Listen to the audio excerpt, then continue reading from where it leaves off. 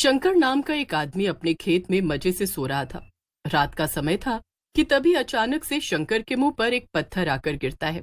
आह! आह! मेरा मुंह। ये ये मेरे ऊपर पत्थर किसने फेंका? कौन है? कौन है? दिन दहाड़े किसका इतना दिमाग खराब है? हे भगवान, ये क्या हो रहा है? पानी और बर्फ का तो पता था, पर ये पत्थर की बारिश कब से होने लग गई? जमाना बड़ा खराब हो गया है। अब आसमान से कुछ भी बरसता है। शंकर भागकर अपने घर की तरफ जाने लगता है, लेकिन तभी उसकी नजर जमीन पर पड़ती है। असल में यह आसमान से पत्थर नहीं बल्कि हड्डियां गिर रही थी। हे भगवान, ये ये तो कंकाल के टुकड़े हैं। हड्डियां ये आसमान से कैसे गिरने लगी? लगता है कि कोई भूत प्रेत का चक्कर है। भागो रे बाबा, भागो।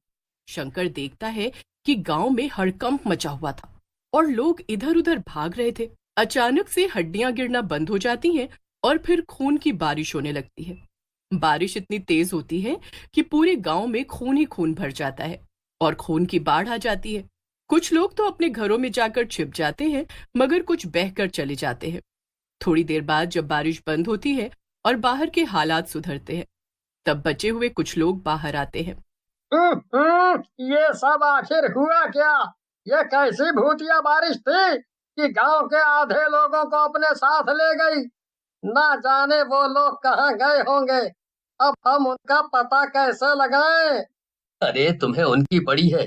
पहले अपने आप को तो बचा लो, वरना थोड़ी ही देर में तुम भी उन्हीं के पास पहुंच जाओगे। पहले तो आसमान से हड्डियां गिरी और फिर कितना सारा खून। मानो या ना मानो, इस सब के पीछे जरूर किसी भूत या चुड़ैल का हाथ है। हाँ। अरे मगर जो लोग बारिश में बहकर गायब हो गए उनका क्या? वो क्या मर गए? नहीं नहीं, ऐसा नहीं हो सकता। ऐसा होना भी नहीं चाहिए। क्या पता, लेकिन हमें गांव छोड़कर शहर चले जाना चाहिए, क्योंकि अगर वो बारिश दोबारा हुई तो हम सब मारे जाएंगे। बाकी सब बचे हुए गांव वाले शंकर की बात से सहमत हो जाते हैं, मगर एक औरत जिसका नाम ज्योति था वो कहती है, नहीं, हत्या बारिश हुई तब मेरी बेटी मीना बाहर खेल रही थी। वो भी अब गायब है। हम सबको मिलकर गायब लोगों को ढूंढना चाहिए। हम ऐसे कैसे उन्हें जाने दे सकते हैं? हाँ हाँ, तुम एकदम ठीक कह रही हो। मेरी गाय भी लापता है। मैं उसे ऐसे मरने के लिए तो नहीं छोड़ सकती हूँ ना। अरे लेकिन वो सब गायब नहीं हुए। वो सब तो। नहीं, इसके आगे कुछ मत कहना। अगर तुम लोगों को यहाँ से जाना है तो अपना बोरिया बिस्तर बांधो और चले जाओ। मैं तो गायब हुए लोगों को और अपनी मीना को ढूंढ कर रहूंगी।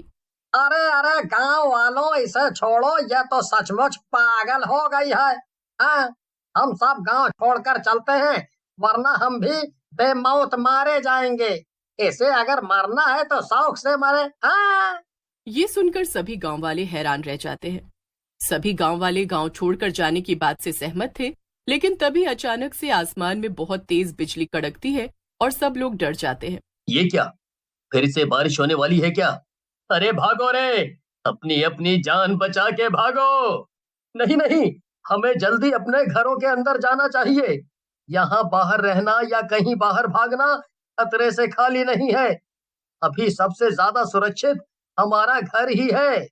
पूरे गांव में भगदड़ मच जाती है और सब अपने अपने घरों के अंदर भागने लगते हैं कि तभी आसमान से एक चुड़ैल उड़ते हुए जमीन पर आती है और जोर जोर से हंसने लगती है। मैं हूँ बारिश करवाने वाली चुड़ैल, और अब मैं तुम सब बचे हुए लोगों को भी खत्म कर दूंगी। कोई भी मुझसे बच नहीं पाएगा, और जिसने भी चालाकी दिखाने की कोशिश की उसे तो मैं सबसे पहले खत्म करूंगी। सभी लोग अपने अपने घरों में छिप गए थे, मगर वो खिड़की से चुड़ैल को साफ साफ देख पा रहे थे। शंकर और ज्योति साथ में ज्योति के घर में छिपे थे। वो जब खिड़की से बाहर बारिश की चुड़ैल की बात सुनते हैं तो घबरा जाते हैं। हे भगवान, ये तो सचमुच कोई चुड़ैल है। हमें जल्द से जल्द यहाँ से भागना चाहिए। मैं कब से एक ही बात कह रहा हूँ, मगर कोई भी मेरी बात पे ध्यान क्यों नहीं दे रहा है? क्या तुम सबको मरने का। अरे तुमने सुना नहीं? उस चुड़ैल ने क्या कहा? वो किसी को नहीं छोड़ेगी। वो गांव से बाहर किसी को जाने ही नहीं देगी, और उसने हमें चालाकी दिखाने से भी मना किया है। तुम्हें उसकी धमकियों से डर नहीं लगता क्या? हे भगवान, कि चुड़ैल तो बहुत ही ज्यादा ताकतवर है। देखते ही देखते इसने एक पूरे के पूरे घर को ही आग लगा दी। हमारी बरसों की मेहनत को एक झटके में तबाह कर दिया इस चुड़ैल ने। मैं तो पहले ही कह रहा था कि हम सब यहाँ से भाग जाते हैं। तो तुम इतने मतलबी कैसे हो सकते हो? तुम्हें सिर्फ अपनी पड़ी है। अरे वो चुड़ैल किसी को कहीं नहीं जाने देगी। अब सबको साथ मिलकर उससे लड़ना होगा। बाहर पत्थर, खून और आग की बारिश हो रही है। तभी उसका ध्यान सामने रखे सामान पर जाता है। ये क्या? ये तो छतरी बनाने का सामान है। क्या तुम छतरियां बनाते हो? क्या? हाँ, क्यों, तुम्हें इससे क्या? अरे पागल आदमी, बाहर हमें उस चुड़ैल की बारिश का खतरा है और बारिश बचाता है छतरी। इसका मतलब हमारे पास उस चुड़ैल से बचने का एक रास्ता है। वाह, मैं पागल हूँ या तुम? इस छतरी से तुम आग और पत्थर की बारिश से बचोगी।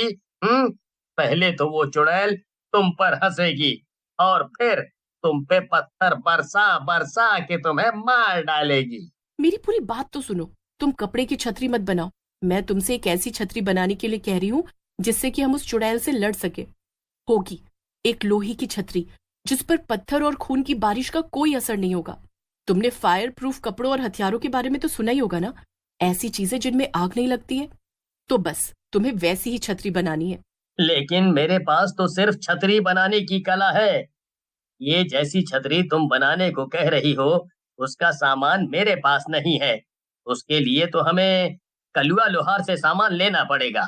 तो ठीक है, जैसे ही रात हो जाएगी हम उसके घर जाएंगे और हम लोग सभी गांव वालों को भी अपने प्लान में शामिल कर लेंगे। फिर हम उस चुड़ैल को आसानी से हरा पाएंगे। रात होते ही ज्योति और शंकर काम पर लग जाते हैं। शंकर और उसके साथ गांव के कुछ और लोग भी छतरी बनाने में लग जाते हैं। अगले दिन सभी गांव वाले चुड़ैल का सामना करने के लिए पूरी तरह से तैयार थे। अगले दिन सुबह होते ही चुड़ैल फिर से वापस आ जाती है।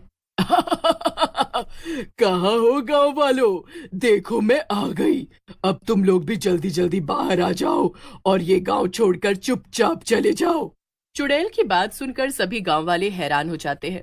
तो तुम अगर हम सबको यहाँ से भगाना ही चाहती थी, तो फिर हमें अभी तक जाने क्यों नहीं दे रही थी? वो तो बस मैं तुम्हारे साथ थोड़ा खेल रही थी, और वैसे भी क्या पता तुम लोग पहले मेरे कहने पर गांव खाली करके ना जाते और मेरा कहा ना मानते। लेकिन अब इतनी तबाही देखने के बाद तो मुझे पूरा यकीन है कि तुम लोग यहाँ से चुपचाप चले जाओगे। ये सब क्या है? ये इस चुड़ैल का क्या नया नाटक है? अब मैं तुम लोगों को आखिरी मौका दे रही हूँ, जल्दी से गांव खाली कर दो। तभी ज्योति घर से बाहर आ जाती है और चुड़ैल से कहती है, लेकिन तुम ये सब कर क्यों रही हो? हमें यहाँ से भगाकर भला तुम्हें क्या मिलेगा? ओहो, तुझमें तो बड़ी हिम्मत है। चल, अब तू पूछ रही है तो मैं बता देती हूँ। दरअसल मैं ये सब इसलिए कर रही हूँ क्योंकि बरसों से मैं यहाँ वहां भटक रही हूँ और अभी तक मुझे कोई भी ऐसी जगह नहीं मिली है जहाँ मैं अपना घर बना कर रह सकूं। मगर ये जगह मुझे बहुत पसंद आ गई है और इसलिए मैंने तय कर लिया है कि मैं यहीं रहूंगी। नहीं, हम कहीं नहीं जाएंगे। ये हमारा घर है। कोई यहाँ से जाएगा तो वो हो तुम। अच्छा ठीक है, तो अब जो कुछ भी होगा उसकी जिम्मेदार तुम खुद होगी। इतना कहकर चुड़ैल फिर से अपनी भूतिया बारिश चालू कर देती है। लेकिन अब कोई भी उससे नहीं डरता है क्योंकि शंकर ने अपने बनाए हुए छाते सब लोगों में बांट दिए थे। देख लिया ना चुड़ैल की बच्ची, हम तुमसे नहीं हारेंगे। अब तुम्हें यहाँ से जाना ही होगा क्योंकि अब तुम हम सबसे हारने वाली हो। अरे नहीं, ये सब क्या हो रहा है? अब मैं क्या करूंगी? कैसे इन लोगों को यहाँ से भगाऊंगी?